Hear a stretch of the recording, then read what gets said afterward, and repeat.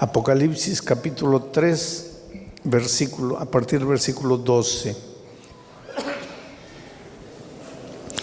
Esta es la sexta promesa a la sexta iglesia del Apocalipsis. Es el mensaje a la iglesia de Filadelfia. El texto dice así, versículo 12: al que venciere, yo lo haré columna en el templo de mi Dios, y nunca más saldrá de allí.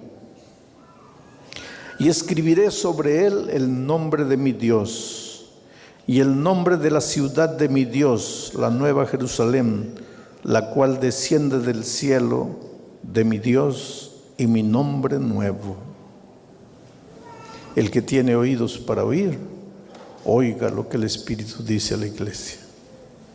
Al que venciere, lo haré columna en el templo de mi Dios.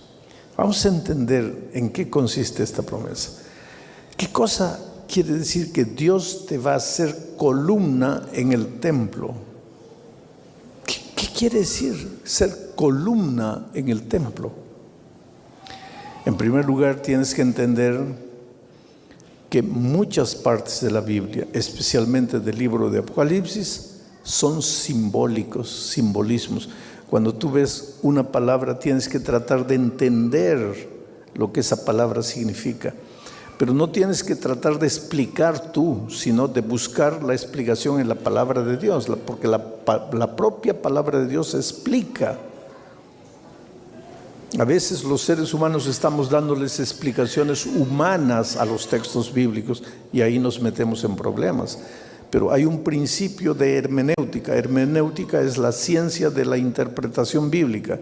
Y ese principio dice que la Biblia se explica a sí mismo. La Biblia se explica sola, no tienes que explicarla tú. Entonces, cuando yo te digo, te hago la pregunta, ¿qué cosa significa ser columna en el templo? Tú primero tienes que entender qué cosa es el templo de Dios. Y para entender qué cosa es el templo de Dios, tú no tienes que dar tus opiniones, tú tienes que leer la Escritura, porque la Escritura te va a responder. Entonces vamos al texto bíblico para entender qué cosa es el templo. Cuando Apocalipsis dice que serás columna en el templo de Dios, ¿qué está queriendo decir? Vamos al Evangelio de San Juan, al capítulo 2 del Evangelio de San Juan, a partir del versículo 18. Mira lo que dice. Y los judíos respondieron y le dijeron a Jesús, ¿no? ¿Qué señal nos muestras ya que haces esto? Porque los judíos dudaban de Jesucristo. Los judíos no creían que Jesús era el Hijo de Dios, que era el propio Dios. Y siempre le andaban pidiendo señales. ¿Qué señal nos das de que eres Dios? Y los judíos respondieron y le dijeron, ¿qué señal nos muestras ya que haces esto? Versículo 19, Jesús respondió y les dijo, destruid este templo y en 3 días lo levantaré. Dijeron luego los judíos, en 46 años fue edificado este templo, y tú en 3 días lo levantarás. Pero Jesús hablaba del templo de su cuerpo. Interesante, ¿no? Jesús estaba pasando con los judíos, sus discípulos, cerca del templo de Jerusalén. Y los judíos le preguntaron a Jesús, a ver, danos una señal, una muestra, pruébanos que tú eres Dios. Y Jesús le dijo, destruid este templo y en 3 días yo lo voy a levantar de nuevo. Como los judíos no entendían, porque cuando escuchaban la palabra templo, pensaban en el templo, en la estructura, en el edificio. Entonces los judíos pensaron, pero estás loco. Si nos ha llevado 46 años para construir el templo, ahora tú en 3 días lo vas a levantar de nuevo. Y entonces el texto dice, pero Jesús no estaba hablando del templo de piedras, de cemento, de ladrillo. Jesús estaba hablando de su cuerpo, porque su cuerpo es el templo espiritual. Entonces, cuando Jesús dice que si vences te va a hacer columna en su templo, no está hablando en el templo físico. Está diciendo que tú vas a ser columna en su cuerpo. Y ahora se complican las cosas más. ¿Cómo es que yo voy a ser columna en el cuerpo de Cristo?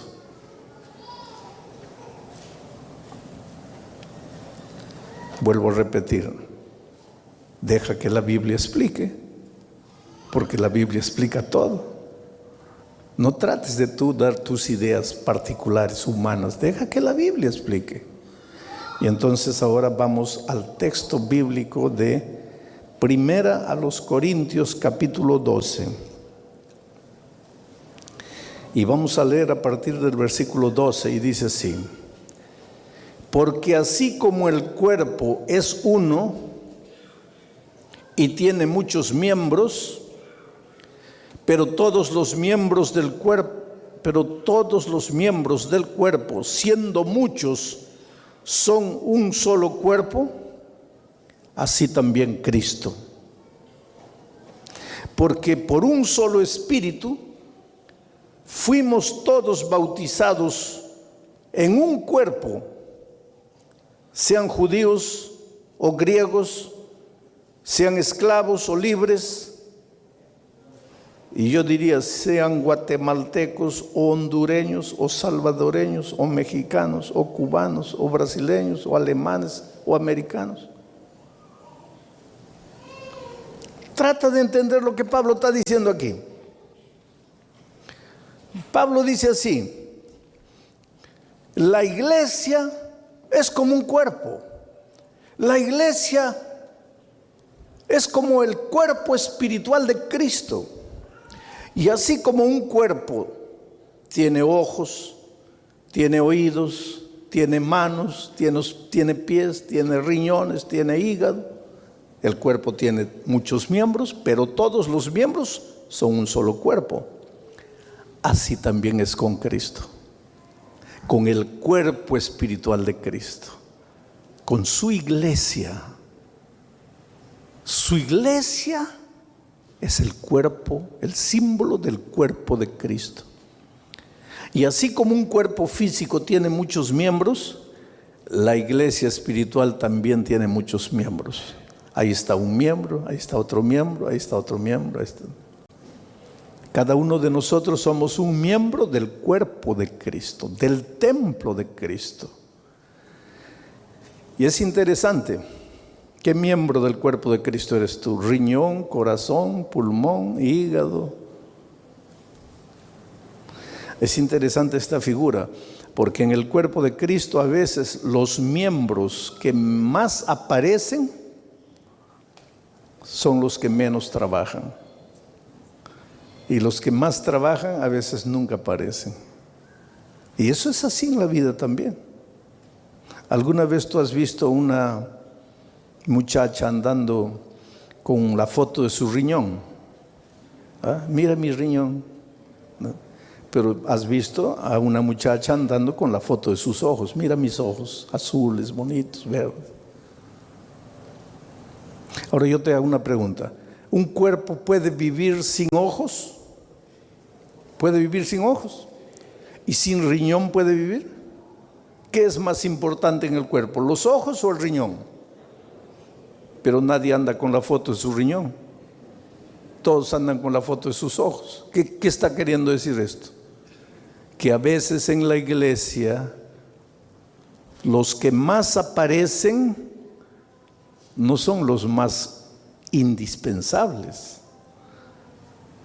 Y a veces los más indispensables nunca aparecen. Cuando tú entras a la iglesia tienes que tener conciencia de eso. Por ejemplo, en esta campaña evangelística, ¿quiénes están trabajando? Mira, ¿quién levantó esos focos con las lámparas? ¿Quién está atrás de las cámaras? ¿Quién está en los computadores? ¿Quién controla el sonido? ¿Quién limpió la iglesia? ¿Quién colocó las flores? ¿Ah? ¿Quién visita a las personas en las casas para estudiar la Biblia con ustedes? No soy yo. Yo no hago nada de eso. Yo salgo del hotel, vengo aquí y estoy 1 hora aquí, todos ustedes mirándome. Y termina y me vuelvo al hotel. No trabajé nada. Y las cámaras me están agarrando, mi rostro está yendo para todo el mundo.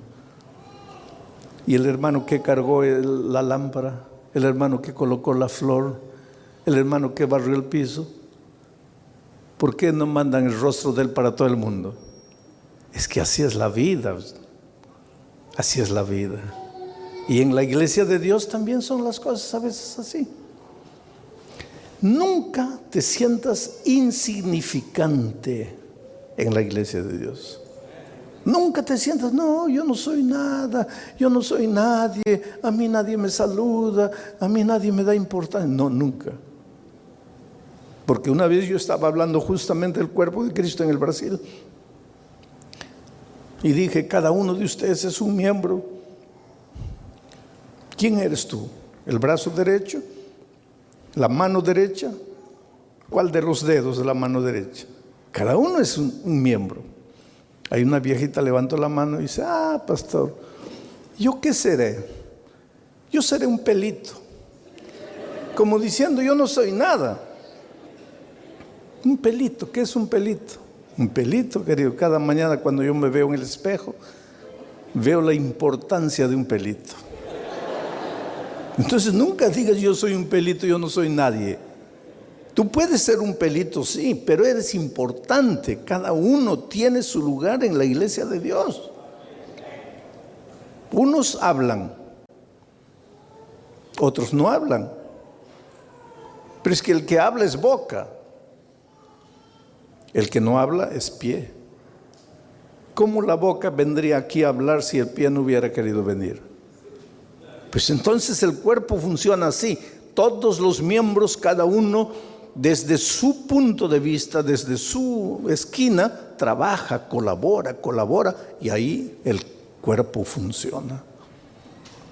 Tú eres miembro del cuerpo. Tú eres columna. ¿Para qué sirve la columna? Porque en la columna se sostiene toda la estructura. Tú eres columna del templo de Dios. Pero para eso, mira lo que tienes que hacer.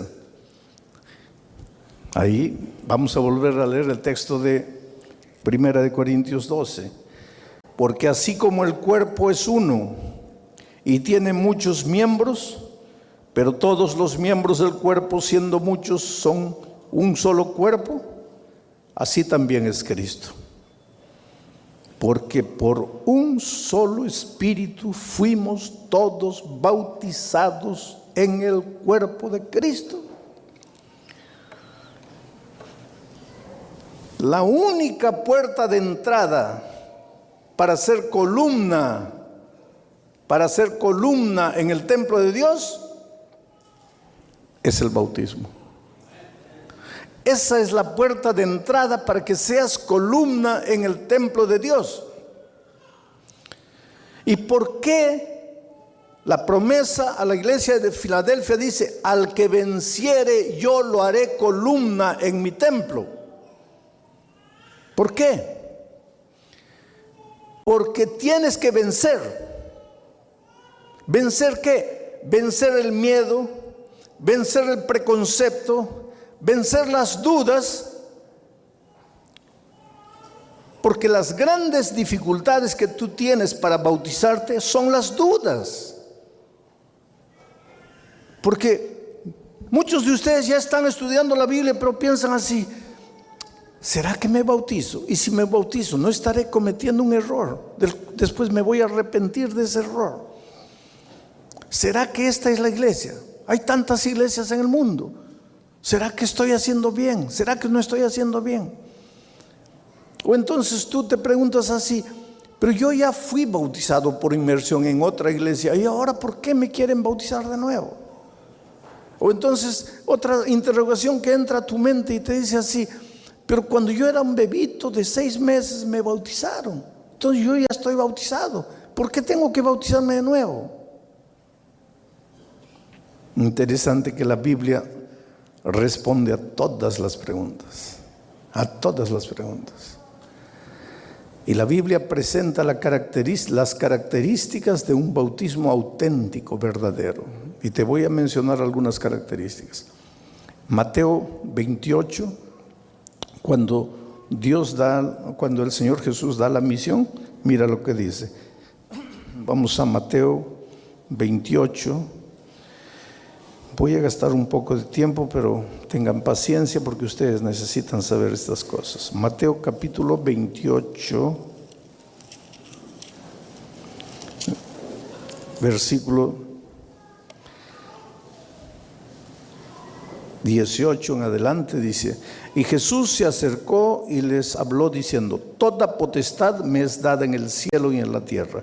Por tanto, id, haced discípulos a todas las naciones, bautizándolos en el nombre del Padre y del Hijo y del Espíritu Santo, enseñándoles que guarden todas las cosas que os he mandado, y he aquí yo estoy con vosotros hasta el fin del mundo. ¿Cuál es la primera condición para que una persona sea bautizada? La persona tiene que tener la capacidad de aprender, porque tiene que ser enseñada, porque tiene que ser hecha discípula. Si no tiene la capacidad de aprender, si todavía no puede ser enseñada, si no tiene capacidad mental, emocional de aprender, no puede ser bautizada. Porque uno de los requisitos para que la persona sea bautizada es que tenga la capacidad de aprender. Mi pregunta es la siguiente: ¿un bebito de 6 meses tiene capacidad de aprender, de ser enseñada en las verdades bíblicas? Todavía no, va a tener, pero todavía no la tiene. Y si no tiene capacidad de aprender, ¿cómo puede ser bautizada? Esa es una pregunta interesante. Otra característica del bautismo bíblico, auténtico, verdadero, está en el capítulo 2 del libro de Hechos de los Apóstoles. Hechos, capítulo 2. Mira lo que dice ahí. En el versículo 38.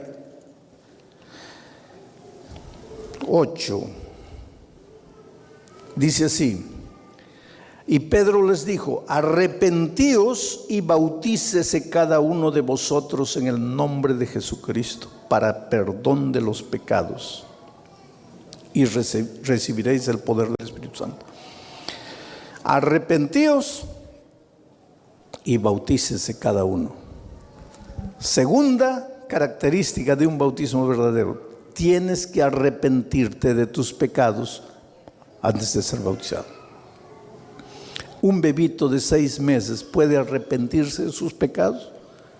Si el pobrecito no tiene conciencia, ¿de qué se va a arrepentir? ¿Cómo se va a arrepentir? Y si no se puede arrepentir, ¿cómo puede ser bautizado? Primera característica: tiene que ser enseñado. No puede ser enseñado, no puede ser bautizado.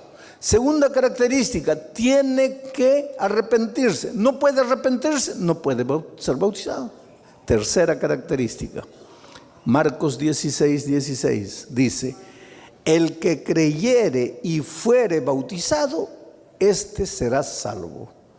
Un bebito de 6 meses puede creer. ¿Cómo va a creer? No tiene condición mental de creer. ¿Y cómo puede ser bautizado? Quiere decir que si un bebito es bautizado sin haber sido enseñado, sin haberse arrepentido, sin haber creído, ese bebito fue bautizado en un bautismo que no tiene las características auténticas de un bautismo verdadero. Te voy a hacer una ilustración. Vamos a decir que yo tengo aquí un billete de $100. Vamos a decir, este es de 20.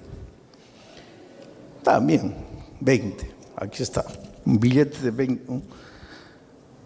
$20. ¿Vale alguna cosa esto? No. ¿Ah? ¿Qué puedo comprar con $20? ¿Vale alguna cosa? Vamos a decir que no tengo nada que comer, estoy muriendo de hambre, no tengo amigos, no conozco a nadie. ¿Me valdría $20 para alguna cosa?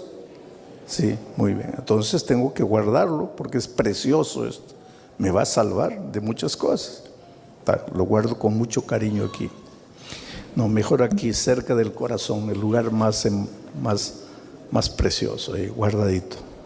Ahí un día vengo a una reunión como esta y alguien dice, mire, les voy a dar las características de un billete verdadero, porque hay mucho billete falso.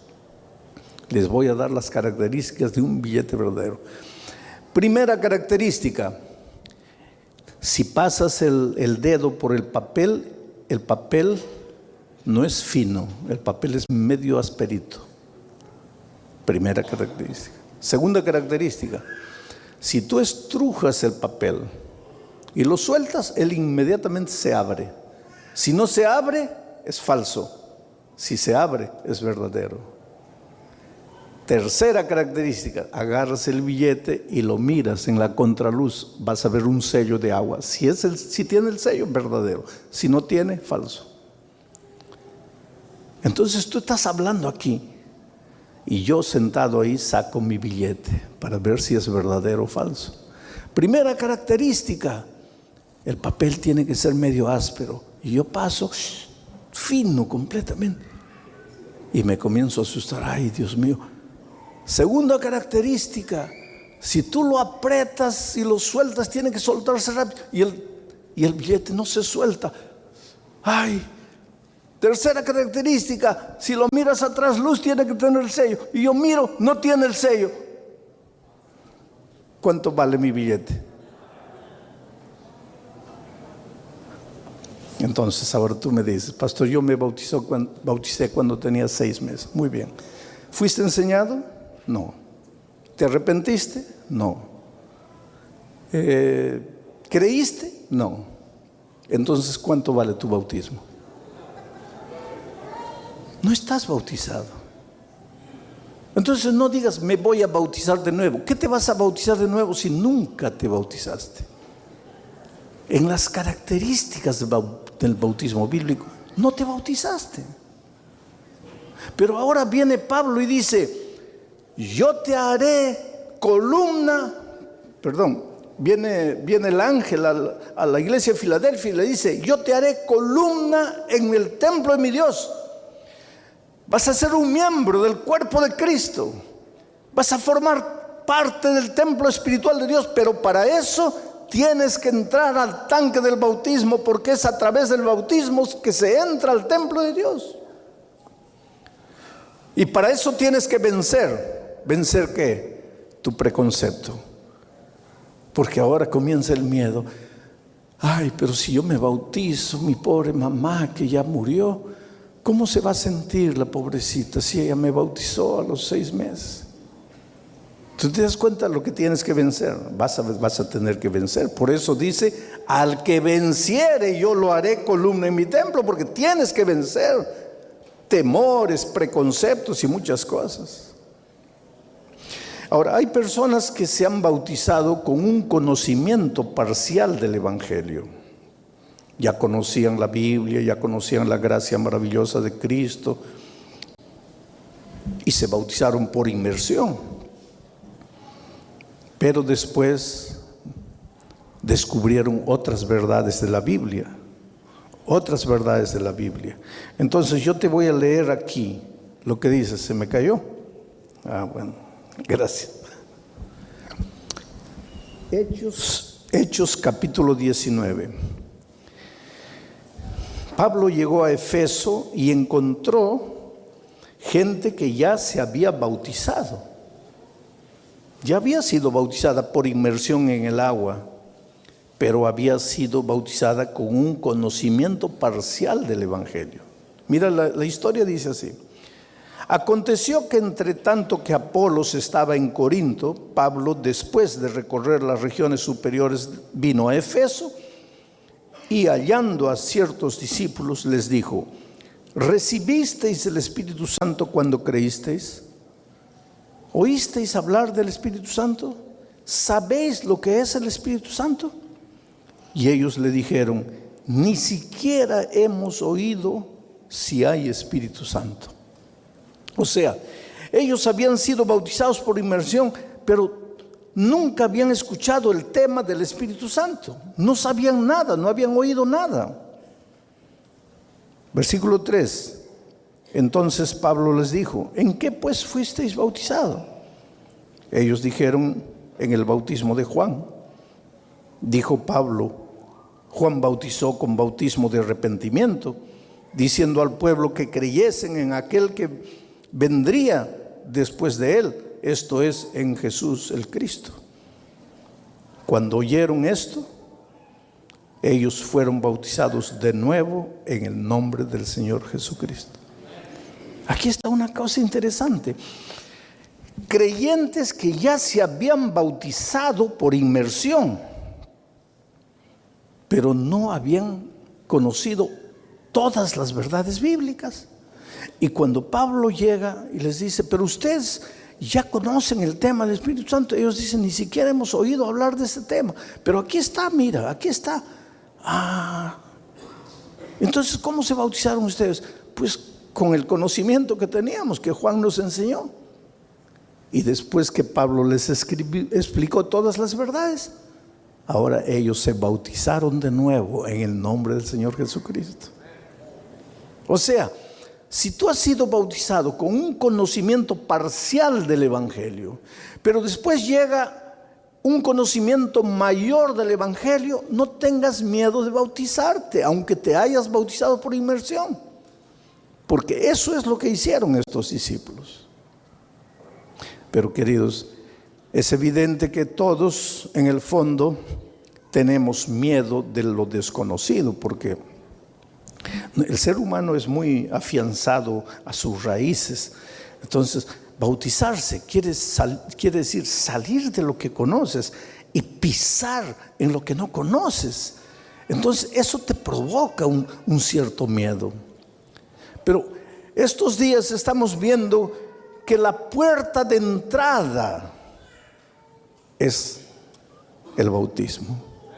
Y por eso, si tú todavía no te has bautizado en el bautismo auténtico de la Biblia, o si te has bautizado por inmersión con un conocimiento parcial del Evangelio, pero ahora llegó el conocimiento completo del Evangelio, no tengas miedo en bautizarte. Sabes que a veces Dios llama, y tú no quieres. Dios sigue llamando. Dios te llama con tanto amor, con tanto cariño, ¿sabes? Pero el ser humano dice no. Y Dios insiste.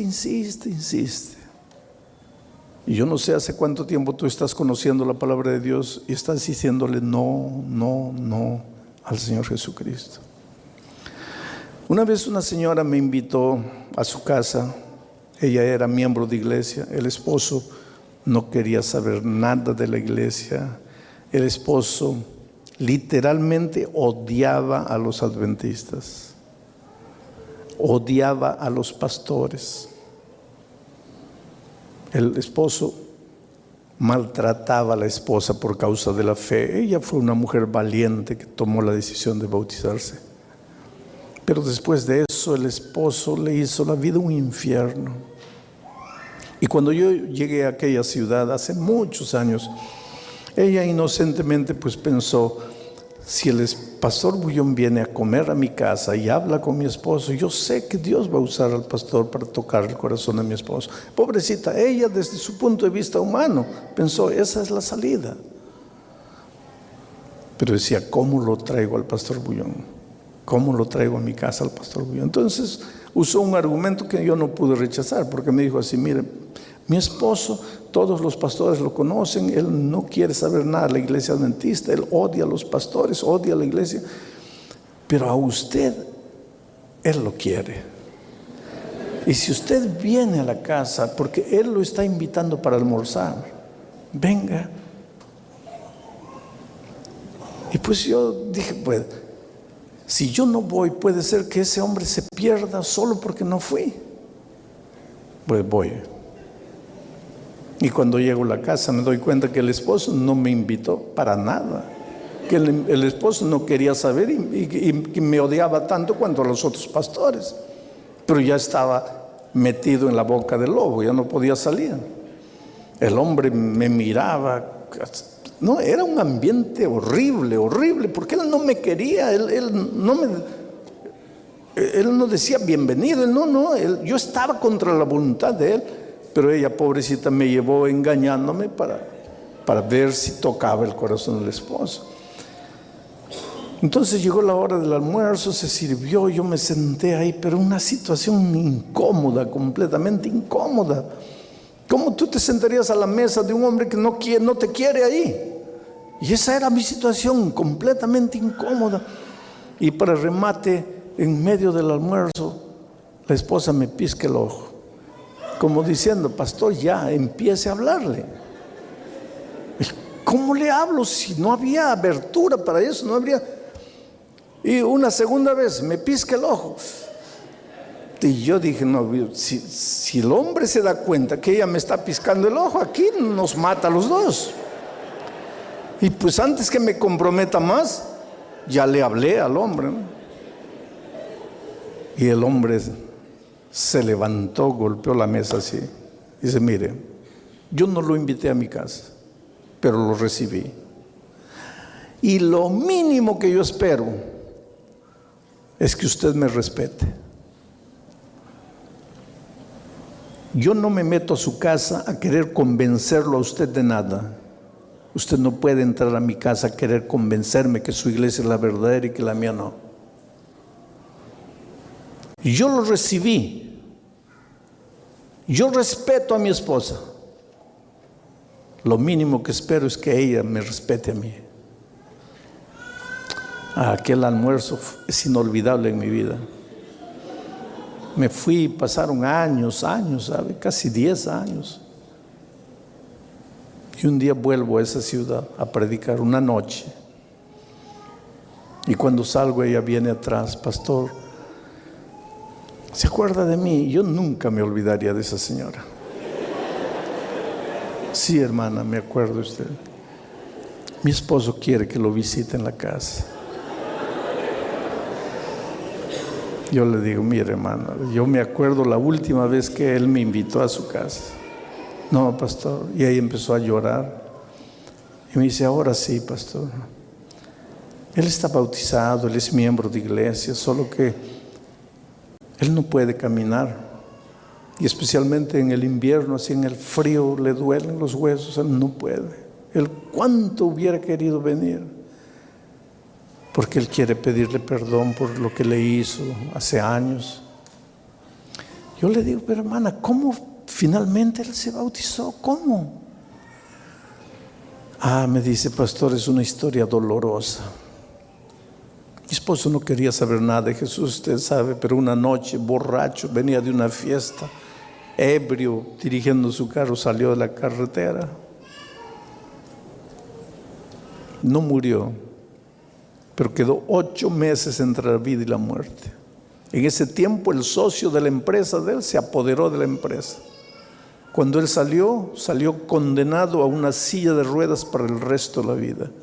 Y se dio cuenta que había perdido la empresa, que el socio bandido se apoderó de la empresa. Para la recuperación de él tuvimos que vender propiedades, no tenemos nada, vivimos en una pequeña casa. Y un día, pastor, yo entré a la casa, lo encontré llorando. Le dije, ¿qué te pasa? Y él me dice, ¿tú crees que Jesús me aceptaría como estoy? Claro, ¿por qué no? Y él dice, no. Cuando yo tenía dinero, tenía una empresa, tenía vida, tenía salud, yo nunca quise. Ahora sin nada, enfermo, sin poder andar, ¿tú crees que Jesús me va a aceptar? Y ella lo abrazó y lo besó y le dijo, claro, ¿Quién te dijo a ti que Jesús estaba interesado en tu empresa, en tu dinero? Jesús te ama a ti. Y un día fue al tanque del bautismo, cargado por 4 diáconos, y lo hicieron entrar al tanque y fue bautizado. Yo me pregunto, Él no podría haber venido andando con sus propios pies, así como tú cada noche te levantas y vienes. ¿No podría haber entrado al tanque del bautismo andando con sus propios pies? Podría. No quiso. Durante años y años Dios lo llamó con amor, lo llamó, no quiso. Un día la vida se encargó, sus propios errores, sus propias decisiones, porque nadie lo obligó a dirigir el vehículo ebrio. La vida lo dejó en una situación. Vino a bautizarse, pero cargado por 4 personas. Por eso la Biblia dice, hoy es el día de buena nueva. No es mañana, no es el próximo año, hoy. Y por eso Jesús esta noche dice, hijo, tú eres tan precioso que yo quiero hacerte miembro de mi templo, columna en mi templo. Tú me vas a servir, tú vas a ser un predicador del Evangelio, tú vas a ser una cantante del Evangelio, tú vas a, un día, de aquí a 2, 3 años, vas a estar corriendo, participando de la vida de la iglesia, pero sentado ahí sufriendo. No, yo tengo un plan para ti, tú vas a ser columnas, sustentáculo, las columnas que sostienen mi templo, tú eres importante para mí, pero tienes que bautizarte. Porque la puerta de entrada es el bautismo. Y sabes que Benjamín, Gloria y Alan entendieron eso. ¿Y por qué los menciono? Porque Benjamín, Gloria y Alan fueron miembros de una iglesia y fueron bautizados por inmersión. Y durante esta semana ellos lucharon mucho porque decían así, si ya fuimos bautizados por inmersión, ¿por qué necesitamos bautizarnos de nuevo? ¿Acaso la Biblia no dice que hay un solo bautismo? Sí, la Biblia dice que hay un solo bautismo. El único bautismo auténtico, verdadero, en el que te bautizas cuando has cumplido todos los requisitos bíblicos. Y si te has bautizado sin cumplir los requisitos bíblicos, entonces no estás bautizado. Entonces no digas que te estás bautizando por segunda vez, te estás bautizando por primera vez en tu vida. Y esta noche pues Benjamín entra al tanque del bautismo. Benjamín enseña la palabra de Dios, él conoce la Biblia. Imagínate, yo hablando con él atrás le decía, ¿cómo vas a hacer una bendición para esta iglesia? ¿Cómo vas a predicar el Evangelio ahora con una fuerza completa? Su esposa estaba animadísima, feliz de la vida.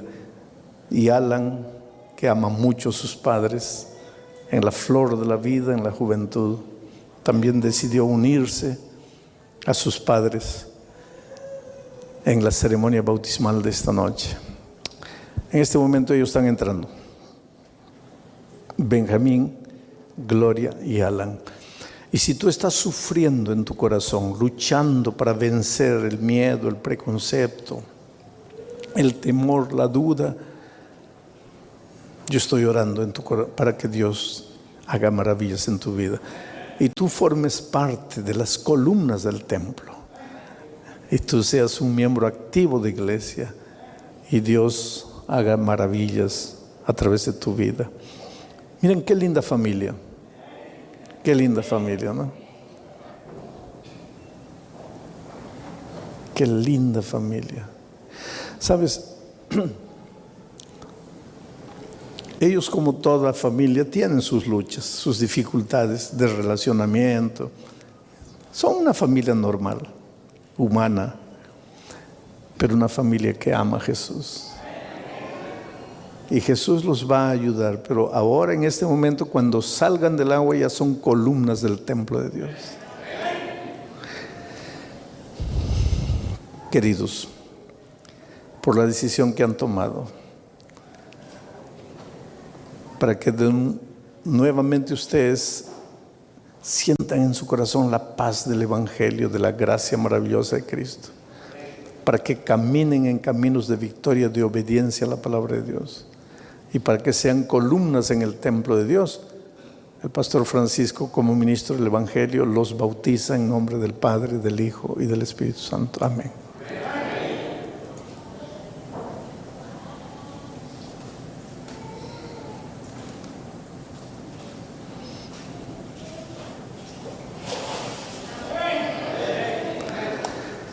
Qué bonito, ¿no?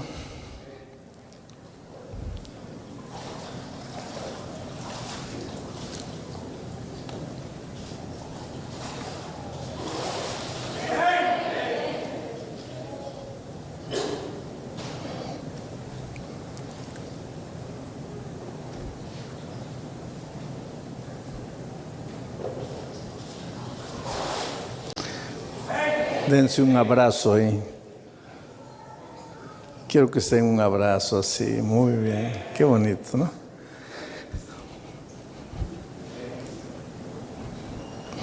Hay un himno que dice: ¿qué sería de mí si no me hubieras encontrado? ¿Dónde estaría yo si no me hubieras buscado? Sería como un pájaro herido, vagaría sin rumbo, sin dirección. Dios te encuentra en la vida como una piedra bruta, pero ve dentro de ti el diamante que existe. Y si tú le entregas la vida, Él te va lapidando, te va lapidando, te va lapidando, y saca de ti el brillante, el diamante que nadie conoce. Entrégate a Jesús, ríndete a Jesús. El llamado de esta noche no es para todos. Los miembros de iglesia bautizados ya un día tomaron su decisión. Las personas que se levantaron anoche ya no necesitan levantarse esta noche, porque anoche ya tomaron su decisión del bautismo. El llamado de esta noche es para los que quieren bautizarse, quieren prepararse para el bautismo, pero que no se han levantado anoche, porque no estuvieron o porque no pudieron, pero que esta noche sienten que quieren ser columnas en el templo de Dios. Voy a estar orando en mi corazón para que el Espíritu de Dios te traiga.